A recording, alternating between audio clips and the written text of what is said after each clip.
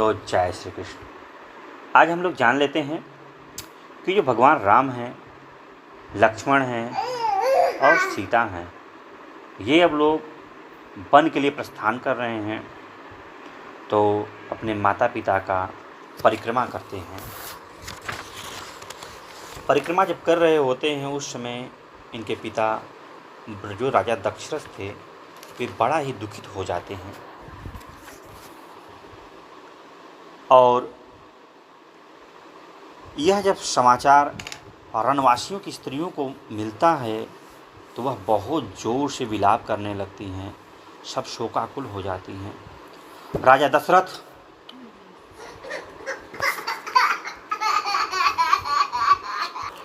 जो राजा दशरथ है वह मूर्छित होकर पृथ्वी पर गिर पड़ते हैं और राम के लिए विलाप करने लगते हैं। कैकेयी का तो त्याग ही कर देते हैं और किसी तरह सेवकों के द्वारा वह कौशल्या के कमरे में जाते हैं। तो आज हम लोग जानेंगे। तो चलिए देर न करते हुए वीडियो को देखते हैं और समझते हैं। और इसके पहले की वीडियो को देखना है तो आप जाके वहाँ पर देखें और समझें। तदनंतर राम, लक्ष्मण और सीता ने हाथ जोड़कर दीन भाव से राजा दशरथ के चरणों का स्पर्श करके उनकी दक्षिणावर्त परिक्रमा की। उनसे विदा लेकर सीता सहित धर्मज्ञ रघुनाथ जी ने माता का कष्ट देखकर शोक से व्याकुल हो उनके चरणों में प्रणाम किया। श्री राम के बाद लक्ष्मण ने भी पहले माता कौशल्या को प्रणाम किया, फिर अपनी माता सुमित्रा के भी दोनों पैर पकड़े। अपने पुत्र महाबाहु लक्ष्मण को प्रणाम करते देख उनका हित चाहने वाली माता सुमित्रा ने बेटे का मस्तक सूंघ कर कहा, वत्स, तुम अपने सुहृदय श्री राम के परम अनुरागी हो, इसलिए मैं तुम्हें वनवास के लिए विदा करती हूँ। अपने बड़े भाई के वन में इधर उधर जाते समय तुम उनकी सेवा में कभी प्रमाद न करना। ये संकट में हो या समृद्धि में, ये ही तुम्हारी परम गति है। निष्पाप लक्ष्मण, संसार में सत्पुरुषों का यही धर्म है कि सर्वदा अपने बड़े भाई की आज्ञा के अधीन रहे। दान देना, यज्ञ में दीक्षा ग्रहण करना और युद्ध में शरीर त्यागना, यही इस कुल का उचित एवं सनातन आचार है। अपने पुत्र लक्ष्मण से ऐसा कहकर सुमित्रा ने वनवास के लिए निश्चित विचार रखने वाले सर्वप्रिय श्री रामचंद्र जी से कहा, बेटा जाओ जाओ, तुम्हारा मार्ग मंगलमय हो। इसके बाद वे लक्ष्मण से फिर बोली, बेटा तुम श्री राम को ही अपने पिता महाराज दशरथ समझो, जनक नंदिनी सीता को ही अपनी माता सुमित्रा मानो और वन को ही अयोध्या जानो। अब सुखपूर्वक यहाँ से प्रस्थान करो। इसके बाद जैसे मातली इंद्र से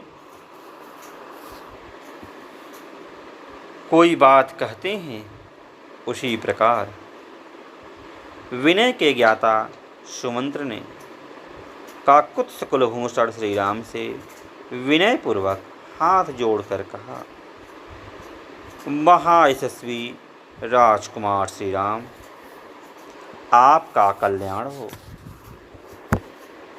आप इस रथ पर बैठिए। आप मुझसे जहाँ कहेंगे वहीं मैं शीघ्र आपको पहुँचा दूँगा। आपको जिन 14 वर्ष तक वन में रहना है, उनकी गणना आज से ही आरंभ हो जानी चाहिए, क्योंकि देवी कैकेयी ने आज ही आपको वन में जाने के लिए प्रेरित किया है। तब सुंदरी सीता अपने अंगों में उत्तम अलंकार धारण करके प्रसन्नचित्त से उस सूर्य के समान तेजस्वी रथ पर आरूढ़ हुई। पति के साथ जाने वाली सीता के लिए उनके ससुर ने वनवास की वर्ष संख्या गिनकर उसके अनुसार ही वस्त्र और आभूषण दिए थे। इस प्रकार महाराज ने दोनों भाई श्री राम और लक्ष्मण के लिए जो बहुत से अस्त्र शस्त्र और कवच प्रदान किए थे, उन्हें रथ के पिछले भाग में रखकर उन्होंने चमड़े से मड़ी हुई पिटारी और खंती या कुदारी भी उसी पर रख दी। इसके बाद दोनों भाई श्री राम और लक्ष्मण उस अग्नि के समान दीप्तमान सुवर्ण भूषित रथ पर शीघ्र ही आरूढ़ हो गए, जिनमें सीता की संख्या तीसरी थी। उन श्री राम आदि को रथ पर आरूढ़ हुआ देख सारथी सुमंत्र ने रथ को आगे बढ़ाया। उसमें जुते हुए वायु के समान वेगशाली उत्तम घोड़ों को हाँका। जब श्री रामचंद्र जी सुदीर्घ काल के लिए महान वन की ओर जाने लगे, उस समय समस्त पुरवासियों, सैनिकों तथा दर्शक रूप में आए हुए बाहरी लोगों को भी मूर्छा आ गई। उस समय सारी अयोध्या में महान कोलाहल मच गया। सब लोग व्याकुल होकर घबरा उठे। मतवाले हाथी श्री राम के वियोग से कुपित हो उठे और इधर उधर भागते हुए घोड़े के हिनाने एवं उसके आभूषणों के खनखनाने की आवाज़ सब ओर गूंजने लगी। अयोध्यापुरी के अबला वृद्ध सब लोग अत्यंत पीड़ित होकर श्री राम के ही पीछे दौड़े। मानो धूप से पीड़ित हुए प्राणी पानी की ओर भागे जाते हों। उनमें से कुछ लोग रथ के पीछे और अगल बगल में लटक गए। सभी श्री राम के लिए उत्कंठित थे और सबके मुख पर आंसुओं की धारा बह रही थी। वे सब के सब उच्च स्वर से कहने लगे, सूत, घोड़ों की लगाम खींचो, रथ को धीरे धीरे ले चलो, हम श्री राम का मुख देखेंगे, क्योंकि अब इस मुख का दर्शन हम लोगों के लिए दुर्लभ हो जाएगा। निश्चय ही श्री रामचंद्र जी की माता का हृदय लोहे का बना हुआ है, इसमें तनिक भी संशय नहीं है। तभी तो देव कुमार के समान तेजस्वी पुत्र के वन की ओर जाते समय फट नहीं जाता। विदेह नंदिनी सीता कृतार्थ हो गई, क्योंकि वे पतिव्रती धर्म में तत्पर रहकर छाया की भांति पति के पीछे पीछे चली जा पड़ी हैं। वे श्री राम का साथ उसी प्रकार नहीं छोड़ती जैसे सूर्य की प्रभा मेरु पर्वत का त्याग नहीं करती। अहो लक्ष्मण, तुम भी कृतार्थ हो गए, क्योंकि तुम सदा प्रिय वचन बोलने वाले अपने देवतुल्य भाई की वन में सेवा करोगे। तुम्हारी यह बुद्धि विशाल है, तुम्हारा यह महान अभ्युदय है, और तुम्हारे लिए यह स्वर्ग का मार्ग मिल गया, क्योंकि तुम श्री राम का अनुसरण कर रहे हो। ऐसी बातें कहते हुए वे पूर्ववासी मनुष्य उमड़े हुए आंसुओं का वेग न सह सके। वे लोग सबके प्रेम पात्र इक्ष्वाकु कुलनंदन श्री राम जी के पीछे पीछे चल पड़े। उसी समय दयनीय दशा को प्राप्त हुई अपनी स्त्रियों से घिरे हुए राजा दशरथ अत्यंत दीन होकर, मैं अपने प्यारे पुत्र श्री राम को देखूंगा, ऐसा कहते हुए महल से बाहर निकल आए। उन्होंने अपने आगे रोती हुई स्त्रियों का महान अंतर्नाद सुना। वह वैसा ही जान पड़ता था जैसे बड़े हाथी युद्धपति के बांध लिए जाने पर हथनियों का चित्कार सुनाई देता है। उस समय श्री राम के पिता काकुत्स्थवंशी श्रीमान राजा दशरथ उसी तरह खिन्न जान पड़ते थे जैसे पर्वत के समय या पर्व के समय राहु से ग्रस्त होने पर पूर्ण चंद्रमा श्रीहीन प्रतीत होते हैं। यह देख अचिंत स्वरूप दशरथ नंदन श्रीमान भगवान राम ने सुमंत्र को प्रेरित करते हुए कहा, आप रथ को तेजी से चलाइए। एक ओर श्री रामचंद्र जी सारथी से रथ हाँकने के लिए कहते थे और दूसरी ओर सारा जन समुदाय उन्हें ठहर जाने के लिए कहता था। इस प्रकार दुविधा में पड़कर सारथी सुमंत्र उसी मार्ग पर दोनों में से कुछ न कर सके, न तो रथ को आगे बढ़ा सके और न सर्वथा रोक ही सके। महाबाहु श्री राम के नगर से निकलते समय पूर्ववासियों के नेत्रों से गिरी हुई आंसुओं द्वारा भीगकर धरती की उड़ती हुई धूल शांत हो गई। श्री रामचंद्र जी के प्रस्थान करते समय सारा नगर अत्यंत पीड़ित हो गया। सब रोने और आंसू बहाने लगे तथा सभी हाहाकार करते करते अचेत से हो गए।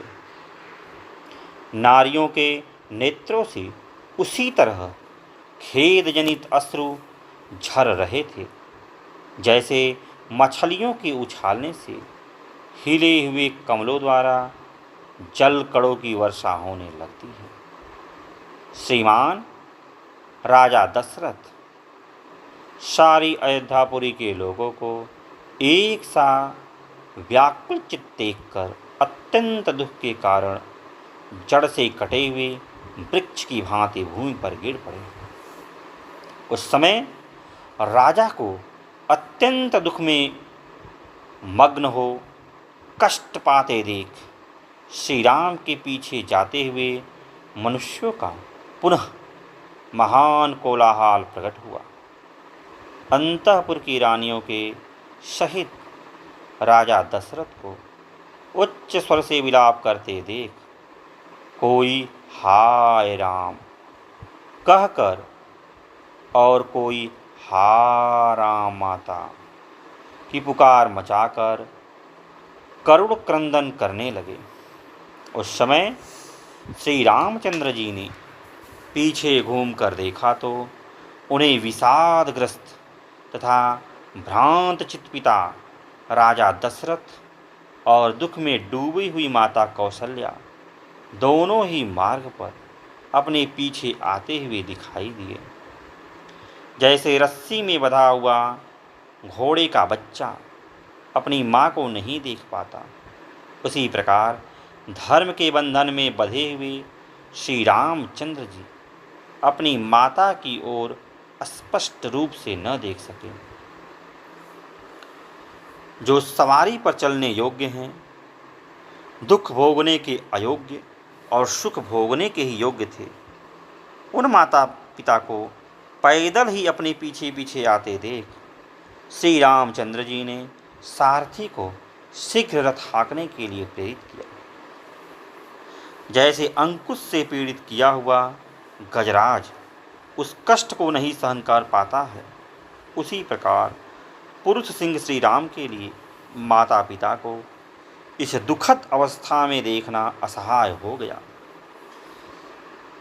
जैसे बंधे हुए बछड़े वाली सवत्सा गौ शाम को घर की ओर लौटते समय बछड़े के स्नेह से दौड़ी चली आती है, उसी प्रकार श्री राम की माता कौशल्या उनकी ओर दौड़ी आ रही थी।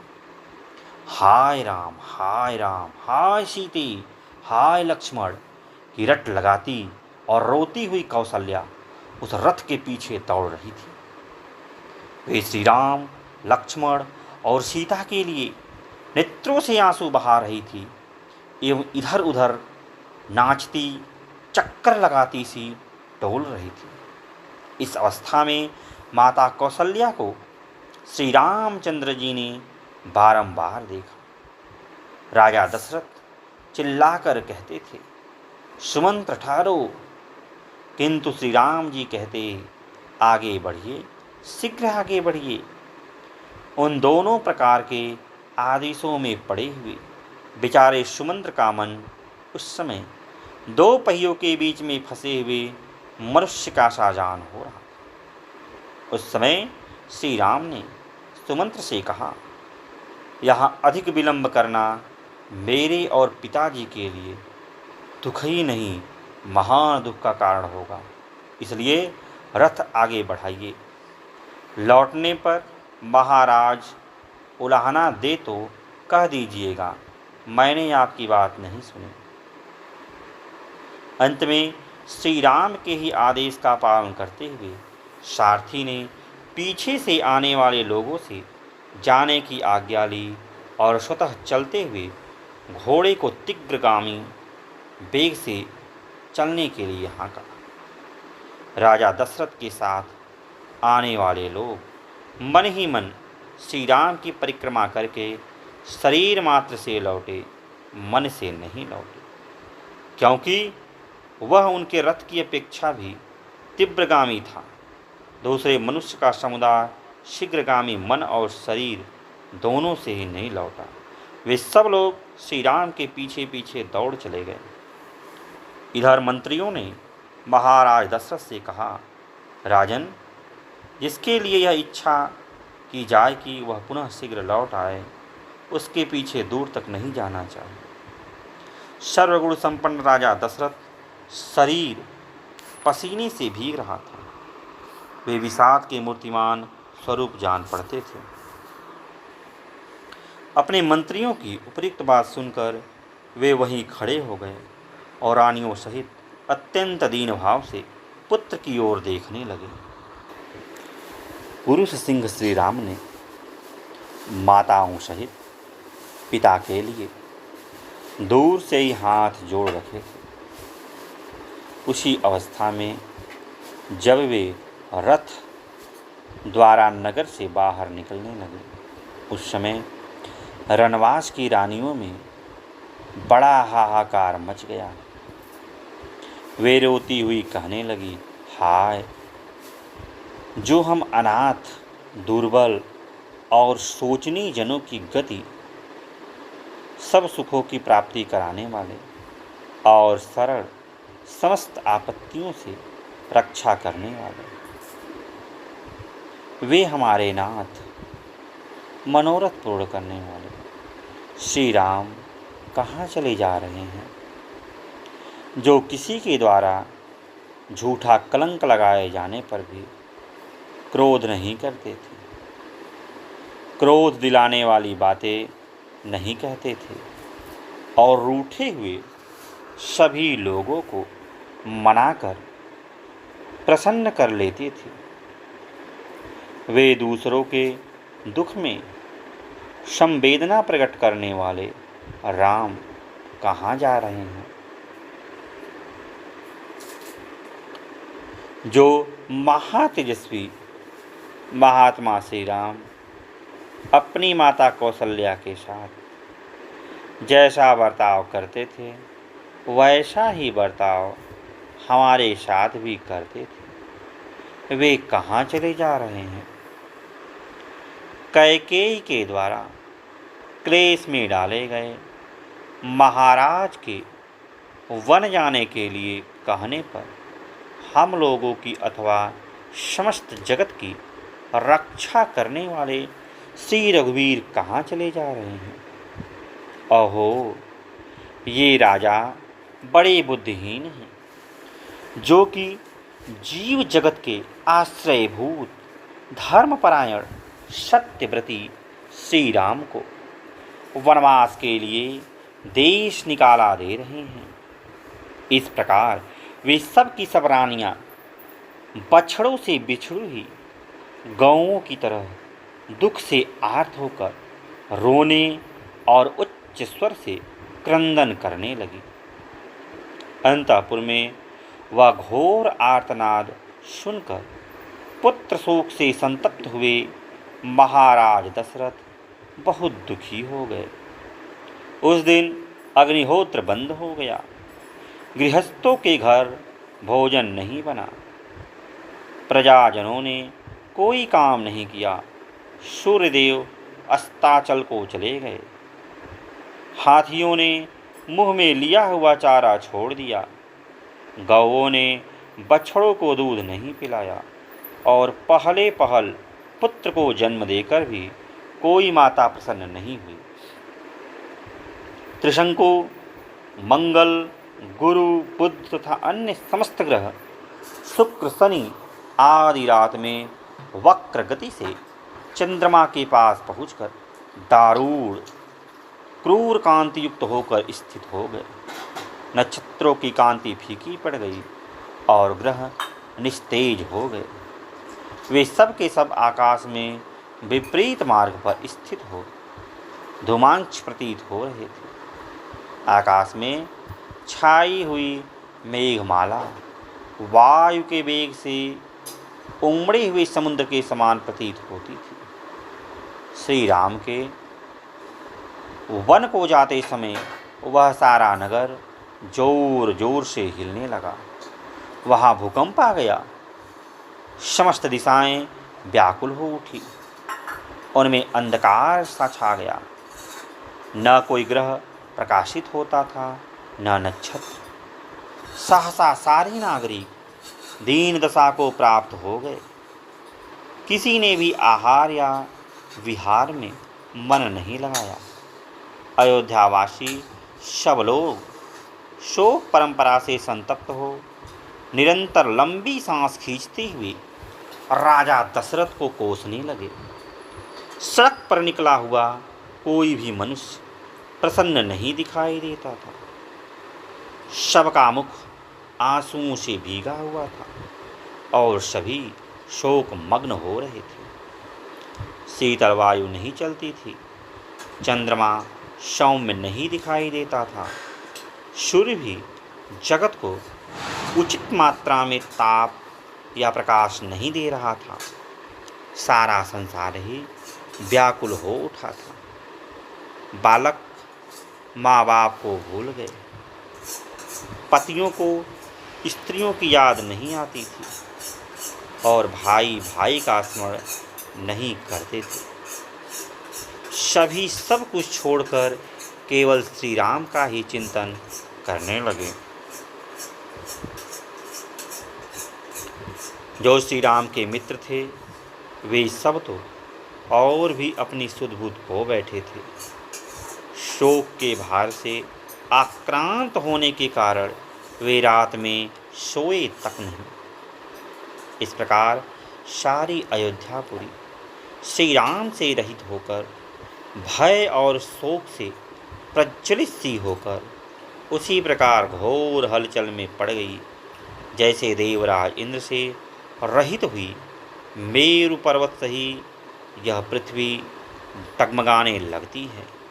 हाथी घोड़े और सैनिकों सहित उस नगरी में भयंकर अंतर्नाद होने लगा। वन की ओर जाते हुए श्री राम के रथ की धूल जब तक दिखाई देती रही, तब तक इक्ष्वाकु वंश के स्वामी राजा दशरथ ने उधर से अपनी आंख नहीं हटाई। वे महाराज अत्यंत धार्मिक प्रिय पुत्र को जब तक देखते रहे, तब तक पुत्र को देखने के लिए उनका शरीर मानो पृथ्वी पर बढ़ रहा था। वे ऊंचे उठ कर उनकी ओर निहार रहे थे। जब राजा को श्री राम के रथ की धूल भी नहीं दिखाई देने लगी, तब वे अत्यंत आर्त और विषादग्रस्त हो पृथ्वी पर गिर पड़े। उस समय उन्हें सहारा देने के लिए उनकी धर्मपत्नी कौसल्या देवी दाहिनी बाह के पास आई और सुंदरी कैकेयी उनके वाम भाग में जा पहुंची। कैकेयी को देखते ही नए विनय और धर्म से संपन्न राजा दशरथ की समस्त इंद्रियां व्यथित हो उठी। वे बोल उठे, पापपूर्ण विचार रखने वाली कैकेयी, तू मेरे अंगों का स्पर्श न कर। मैं तुझे देखना नहीं चाहता। तू न तो मेरी भार्या है न बांधो। जो तेरा आश्रय लेकर जीवन निर्वाह करते हैं, मैं उसका स्वामी नहीं और वे मेरे परिजन नहीं। तूने केवल धन में आसक्त होकर धर्म का त्याग किया, इसलिए मैं तेरा परित्याग करता।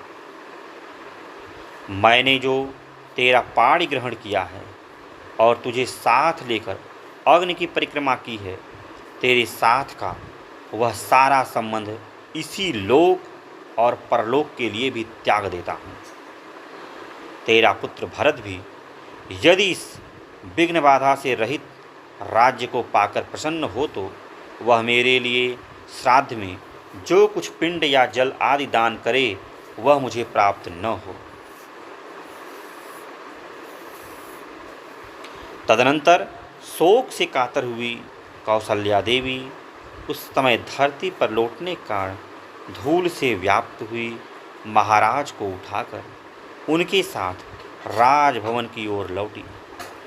जैसे कोई जानबूझकर स्वेच्छापूर्वक ब्राह्मणी की हत्या कर डाले अथवा हाथ से प्रज्वलित अग्नि का स्पर्श कर ले और ऐसा करके संतप्त होता रहे, उसी प्रकार धर्मात्मा राजा दशरथ अपने ही दिए हुए वरदान के कारण वन में गए हुए श्री राम का चिंतन करके अनुतप्त हो रहे थे। राजा दशरथ बारंबार पीछे लौटकर रथ के मार्गों पर देखने का कष्ट उठाते थे। उस समय उनका रूप राहुग्रस्त सूर्य की भांति अधिक शोभा नहीं पाता था। वे अपने प्रिय पुत्र का बारंबार स्मरण करके दुख से आतुर हो विलाप करने लगे। वे बेटे को नगर की सीमा पर पहुंचा हुआ समझकर इस प्रकार कहने लगे, हाय, मेरे पुत्र को वन की ओर ले जाते हुए श्रेष्ठ वाहनों, घोड़ों, ये पदचिन्ह तो मार्ग में दिखाई देते हैं, परंतु उन महात्मा श्री राम का दर्शन नहीं हो रहा। जो मेरे श्रेष्ठ पुत्र श्री राम चंदन से चर्चित हो तकियों का सहारा लेकर उत्तम शैयों पर सुख से सोते थे और उत्तम अलंकारों से विभूषित सुंदरी स्त्रियां जिन्हें व्यंजन डुलाती थी, वे निश्चय ही आज कहीं वृक्ष की जड़ का आश्रय ले अथवा किसी काठ या पत्थर को सिर के नीचे रखकर भूमि पर ही शयन करेंगे। फिर अंगों में धूल लपेटे दीन की भांति लंबी सांस खींचते हुए वे उस शयन भूमि से उसी प्रकार उठेंगे जैसे किसी झरने के पास से गजराज उठता है। निश्चय ही वन में रहने वाले मनुष्य लोकनाथ महाबाहु श्री राम को वहाँ से अनाथ की भांति उठाकर जाते हुए देखें। जो सदा सुख भोगने के ही योग्य हैं, वह जनक की प्यारी पुत्री सीता आज अवश्य ही कांटों पर पैर पड़ने से व्यथा का अनुभव करती हुई वन को जाएगी। वह वन के कष्टों से अनभिज्ञ है। वह व्याघ्र आदि हिंसक जंतुओं का गंभीर तथा रोमांचकारी गर्जन तर्जन सुनकर निश्चय ही भयभीत हो जाएगी।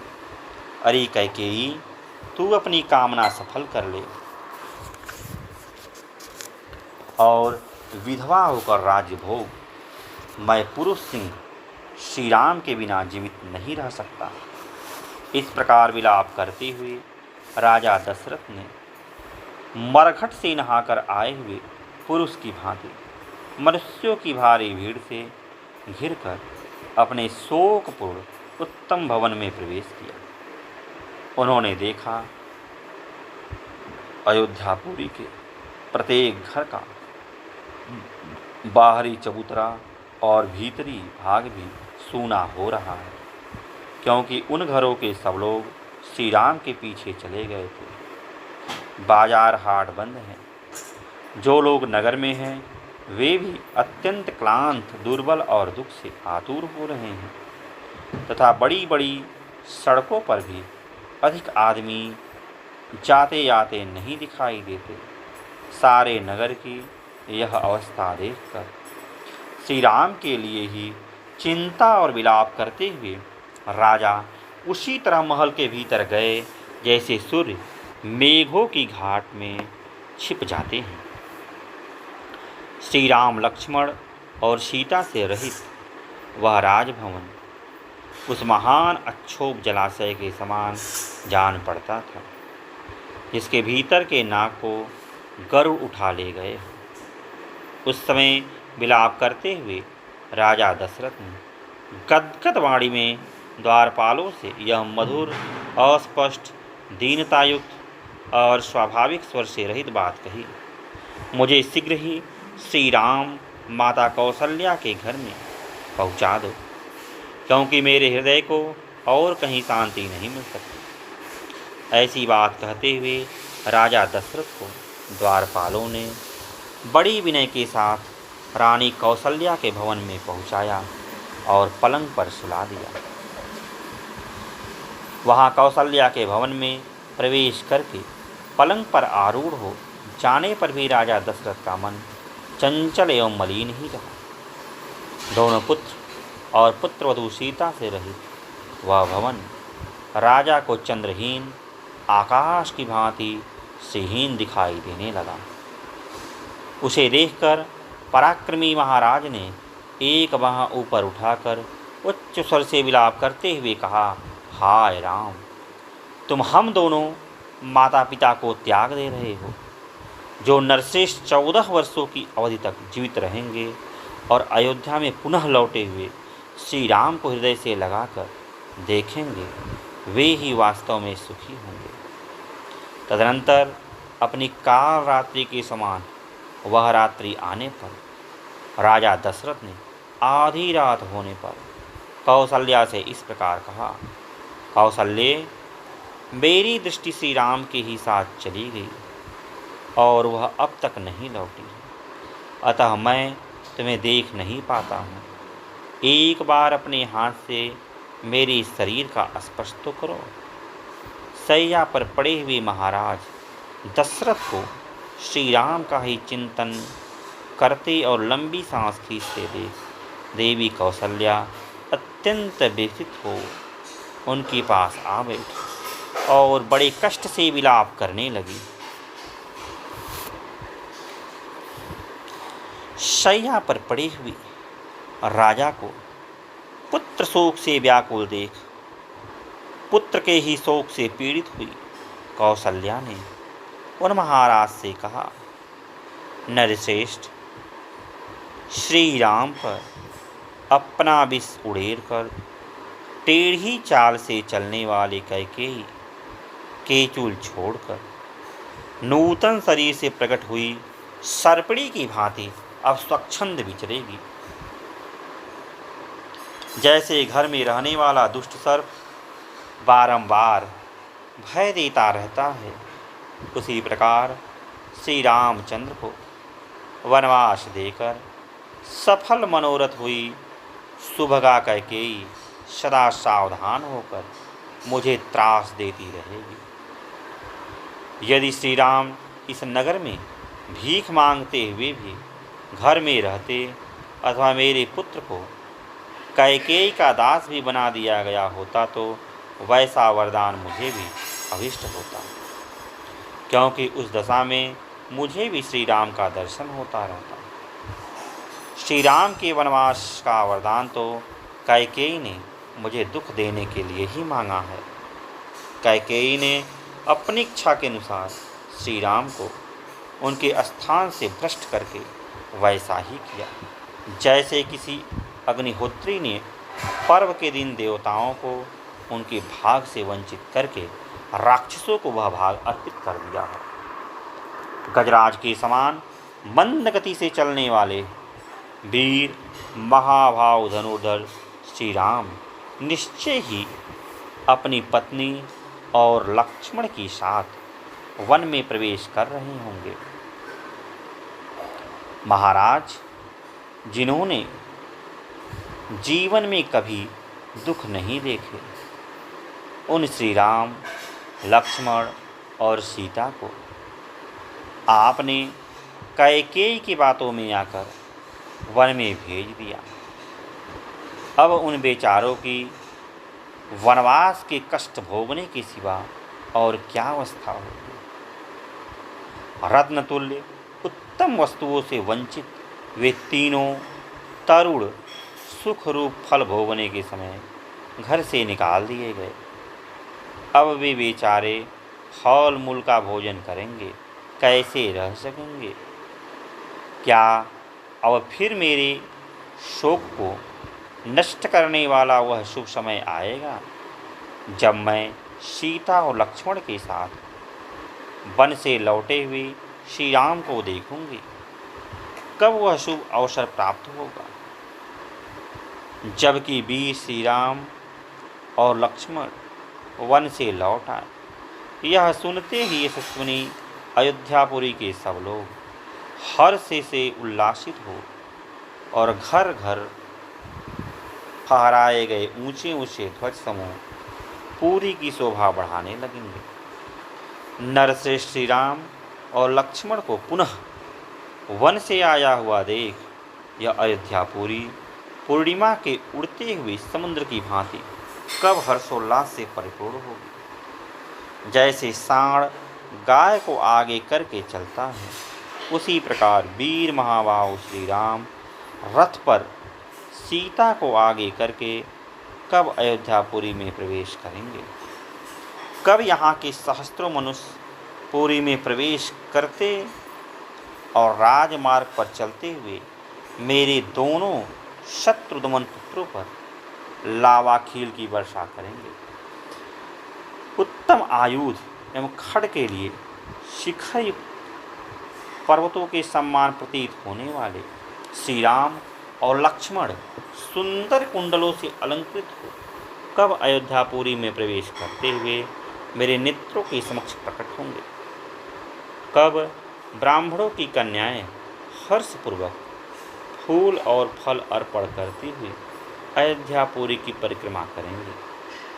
कब ज्ञान में बढ़े चढ़े और अवस्था में देवताओं के समान तेजस्वी धर्मात्मा श्री राम उत्तम वर्षा की भांति जन समुदाय का लालन पालन करते हुए यहाँ पधारेंगे।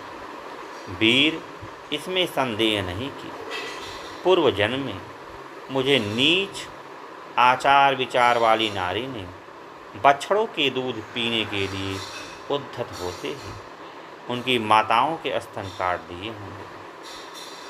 पुरुष सिंह जैसे किसी सिंह ने छोटे से बछड़े वाली वत्सला गौ को बलपूर्वक बछड़े से हीन कर दिया हो, उसी प्रकार कैकेयी ने मुझे बलात् अपने बेटे से विलग कर दिया है, जो उत्तम गुणों से युक्त और संपूर्ण शास्त्रों में प्रवीण है। उन अपने पुत्र श्री राम के बिना मैं इकलौते बेटे वाली माँ जीवित नहीं रह सकती। अब प्यारे पुत्र श्री राम और महाबली लक्ष्मण को देखे बिना मुझ में जीवित रहने की कुछ भी शक्ति नहीं है।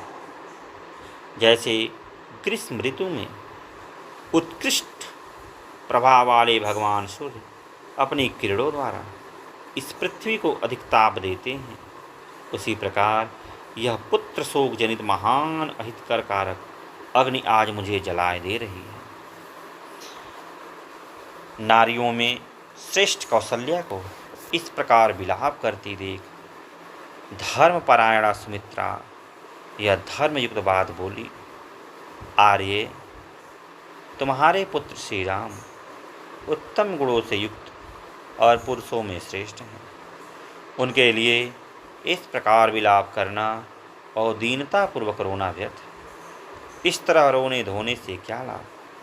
बहिन, जो राज्य छोड़कर अपने महात्मा पिता को भली भांति सत्यवादी बनाने के लिए वन में चले गए हैं, वे ही तुम्हारे महाबली श्रेष्ठ पुरुष पुत्र श्री राम उस उत्तम धर्म में स्थित हैं जिसका सत्पुरुषों ने सर्वदा और सम्यक प्रकार से पालन किया तथा जो परलोक में भी सुखमय फल प्रदान करने वाला है।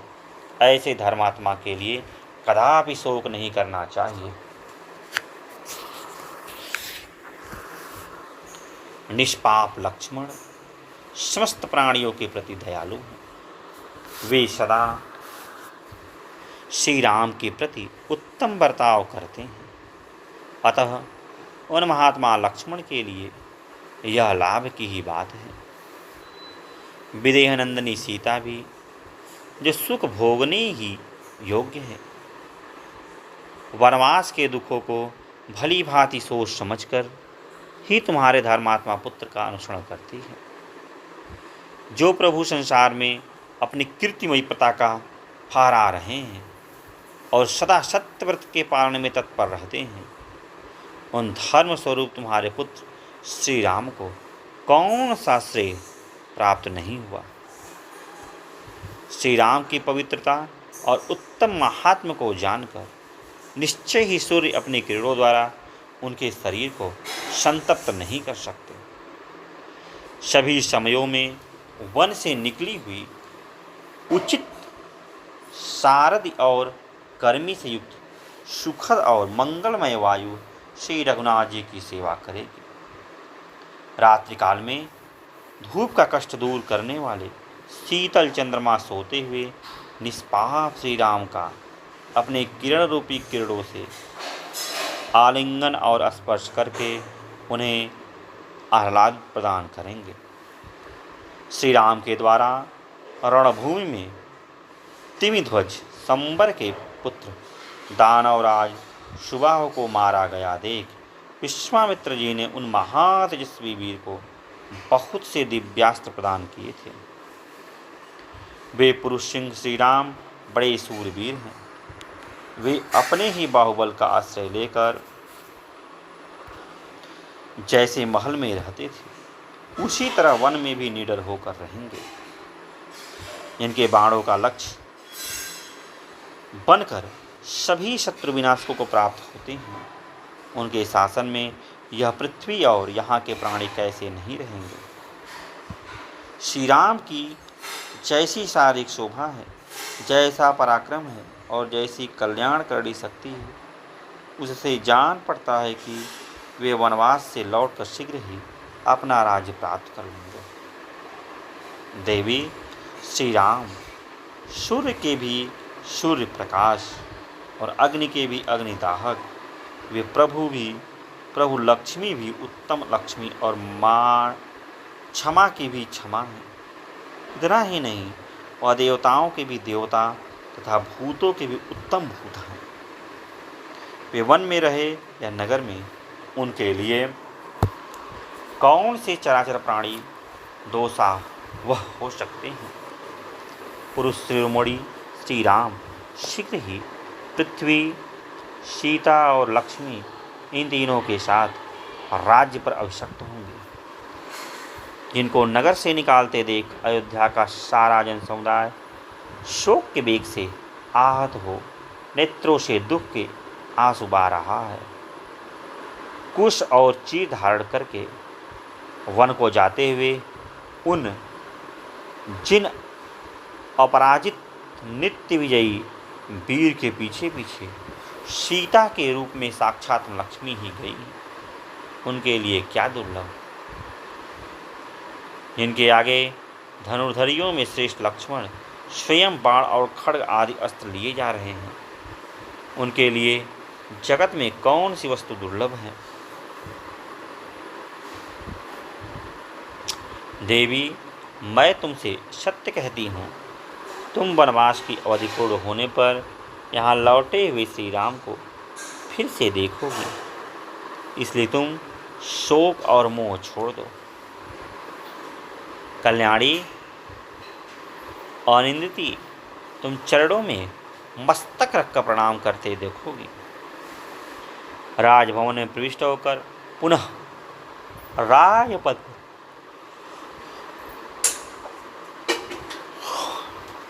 अभिषक्त हुए अपने पुत्र को बड़ी भारी राजलक्ष्मी से संपन्न देखकर तुम शीघ्र ही अपने नेत्रों से आनंद के आंसू बहाओगी।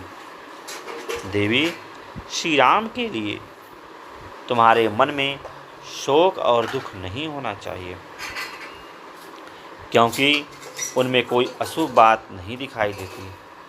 तुम सीता और लक्ष्मण के साथ अपने पुत्र श्री राम को शीघ्र ही यहाँ उपस्थित देखोगी।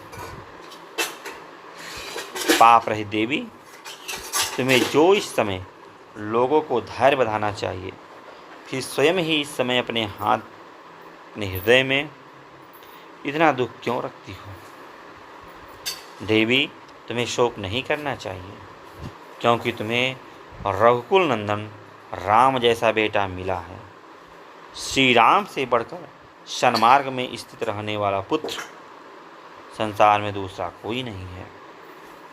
जैसे वर्षा काल के मेघों की घटा जल की वृष्टि करती है, उसी प्रकार तुम सूर्योदय सहित अपने पुत्र श्री राम को अपने चरणों में प्रणाम करते देखो। शीघ्र ही आनंदपूर्वक आंसुओं की वर्षा करोगे। तुम्हारे वरदायक पुत्र पुनः शीघ्र ही अयोध्या में लौट आकर अपने मोटे मोटे कोमल हाथों द्वारा तुम्हारे दोनों पैरों को दबाएंगे।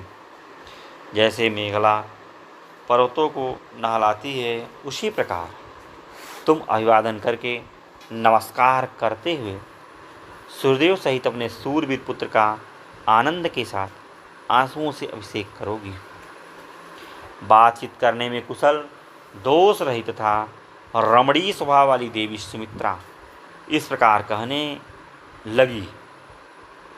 बातों से श्री राजमाता कौशल्या को आश्वासन देते हुए उपयुक्त बातें कहकर चुप हो गए। लक्ष्मण की माता को वह वचन सुनाकर महाराज दशरथ की पत्नी तथा श्री राम की माता कौशल्या का सारा शोक उसके शरीर मन में ही तत्काल विलीन हो गया। ठीक उसी तरह जैसे शरद ऋतु थोड़े जल वाला बादल शीघ्र ही छिन्न भिन्न हो जाता है। उधर सत्य पराक्रमी महात्मा श्री राम जब वन की ओर जाने लगे, उस समय उनके प्रति अनुराग रखने वाले बहुत से अयोध्यावासी मनुष्य वन में निवास करने के लिए उनके पीछे पीछे चल दिए। जिसके जल्दी लौटने की कामना की जाए, उस स्वजन को दूर तक नहीं पहुंचाना चाहिए इत्यादि रूप से बताए गए सूर्योदय धर्म के अनुसार जब राजा दशरथ बलपूर्वक लौटा दिए गए, तब भी जो श्री राम जी के रथ के पीछे पीछे लगे हुए थे, वे अयोध्यावासी अपने घर की ओर नहीं लौटे, क्योंकि अयोध्यावासी पुरुषों के लिए सतगुण संपन्न महायशस्वी श्री राम पूर्ण चंद्रमा के समान प्रिय हो गए थे। उन प्रजाजनों ने श्री राम से घर लौट चलने के लिए बहुत प्रार्थना की, किंतु वे पिता के सत्य की रक्षा करने के लिए वन की ओर ही बढ़ते गए। वे प्रजाजनों को इस प्रकार स्नेह भरी दृष्टि से देख रहे थे, मानो नेत्र से उन्हें पी रहे हैं। उस समय श्री राम ने अपनी संतान के समान प्रिय उन प्रजाजनों से स्नेहपूर्वक कहा, अयोध्या निवासियों का मेरे प्रति जो प्रेम और आदर है वह मेरी ही प्रसन्नता के लिए भरत के प्रति और अधिक रूप से होना चाहिए। उनका चरित्र बड़ा ही सुंदर और सबका कल्याण करने वाला है। कैकेयी का आनंद बढ़ाने वाले भरत आप लोगों का यथावत प्रिय और हित करेंगे। वे अवस्था में छोटे होने पर भी ज्ञान में बड़े हैं, पराक्रमोचित गुणों से संपन्न होने पर भी स्वभाव के बड़े कोमल हैं। वे आप लोगों के लिए योग्य राजा होंगे और प्रजा के भय का निवारण करेंगे। वे मुझसे भी अधिक राजोचित गुणों से युक्त हैं, इसलिए महाराज ने उन्हें युवराज बनाने का निश्चय किया है। अतः आप लोगों को अपने स्वामी भरत की आज्ञा का सदा पालन करना चाहिए। मेरे वन में चले जाने पर महाराज दशरथ जिस प्रकार भी शोक से संतप्त न होने पावे, इस बात के लिए आप लोग सदा चेष्टा रखें। मेरा प्रिय करने की इच्छा से आपको मेरी इस प्रार्थना पर अवश्य ध्यान देना चाहिए। दशरथ नंदन श्री राम ने ज्यों-ज्यों धर्म का आश्रय लेने के लिए दृढ़ता दिखलाई, त्यों ही त्यों प्रजाजनों के मन में उन्हीं को अपना स्वामी बनाने की इच्छा प्रबल होती गई। समस्त पुरवासी अत्यंत दीन होकर आंसू बहा रहे थे और लक्ष्मी सहित श्री राम मानो अपने गुणों में बांधकर उन्हें खींच लिए जा रहे हैं। उनमें बहुत से ब्राह्मण थे जो ज्ञान अवस्था और तपोबल तीनों ही दृष्टियों से बड़े थे। वृद्धावस्था के कारण कितनों के तो सिर कांप रहे थे। वे दूर से ही इस प्रकार बोले, अरे ओ तेज चलने वाले अच्छी जाति के घोड़ों, तुम बड़े वेगशाली हो और श्री राम को वन की ओर लिए जा रहे हो।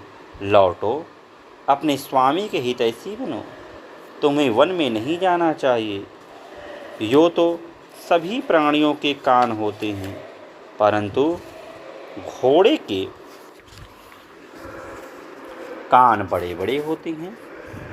अतः तुम्हें हमारी याचना का ज्ञान तो हो ही गया होगा, इसलिए घर की ओर लौट चलो। तुम्हारे स्वामी श्री राम विशुद्धात्मा, वीर और उत्तम व्रत का दृढ़ता से पालन करने वाले हैं। अतः तुम्हें इनका उपवहन करना चाहिए। इन्हें बाहर से नगर के समीप ले चलना चाहिए। नगर से वन की ओर इनका अपवाहन करना, इन्हें ले जाना तुम्हारे लिए कदापि उचित नहीं है। वृद्ध ब्राह्मणों को इस प्रकार आर्तभाव से प्रलाप करते देख श्री रामचंद्र जी सहसा रथ से नीचे उतर पड़े। वे सीता और लक्ष्मण के साथ पैदल ही चलने लगे। ब्राह्मणों का साथ न छूटे, इसके लिए वे अपना पैर बहुत निकट रखते थे। लंबे डग से नहीं चलते थे। वन में पहुंचना ही उनकी यात्रा का परम लक्ष्य था। श्री रामचंद्र जी के चरित्र में वात्सल्य गुण की प्रधानता थी। उनकी दृष्टि में दया भरी हुई थी। इसलिए वे रथ के द्वारा चलकर उन पैदल चलने वाले ब्राह्मणों को पीछे छोड़ने का साहस न कर सके। श्री राम को अब भी वन की ओर ही जाते देख वे ब्राह्मण मन ही मन घबरा उठे और अत्यंत संतप्त होकर उनसे इस प्रकार बोले, रघुनंदन, तुम ब्राह्मणों के हितैषी हो, इसी से यह सारा ब्रह्मांड समाज तुम्हारे पीछे पीछे चल रहा है। इन ब्राह्मणों के कंधों पर चढ़कर अग्निदेव भी तुम्हारा अनुसरण कर रहे हैं। वर्षा बीतने पर शरद ऋतु में दिखाई देने वाले सफ़ेद बादलों के समान हमारे श्वेत छत्रों की ओर देखो, जो तुम्हारे पीछे पीछे चल पड़े हैं। ये हमें वाजपेयी यज्ञ में प्राप्त हुए थे। तुम्हें राजकीय श्वेत छत्र नहीं प्राप्त हुआ, अतएव तुम सूर्यदेव की किरणों से संतप्त हो रहे हो। इस अवस्था में हम वाजपेयी यज्ञ में प्राप्त हुए इन अपने छत्रों द्वारा तुम्हारे लिए छाया करेंगे। वत्स, हमारी जो बुद्धि सदा वेद मंत्रों के पीछे चलती थी, उन्हीं के चिंतन में लगी रहती थी, वही तुम्हारे लिए वनवास का अनुसरण कराने वाली हो गई। जो हमारे परम धन वेद हैं, वे हमारे हृदयों में स्थित हैं। हमारी स्त्रियां अपने चित्र बल से सुरक्षित रहकर घरों में ही रहेंगी। अब हमें अपने कर्तव्य के विषय में पुनः कुछ निश्चय नहीं करना। हमने तुम्हारे साथ जाने का विचार स्थिर कर लिया, तो भी हमें इतना अवश्य कहना है कि जब तुम ही ब्राह्मण की आज्ञा के पालन रूपी धर्म की ओर से निरपेक्ष हो जाओगे, तब तुम्हारा कौन प्राणी धर्म मार्ग पर स्थित रह सकेगा। सदाचार का पोफड़ करने वाले श्री राम हमारे सिर के बाल पकड़कर हंस के समान सफेद हो गए।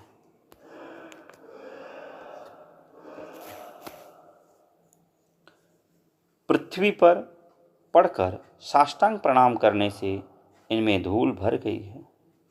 हम अपने ऐसे मस्तक को झुकाकर तुमसे याचना करते हैं कि तुम घर लौट चलो।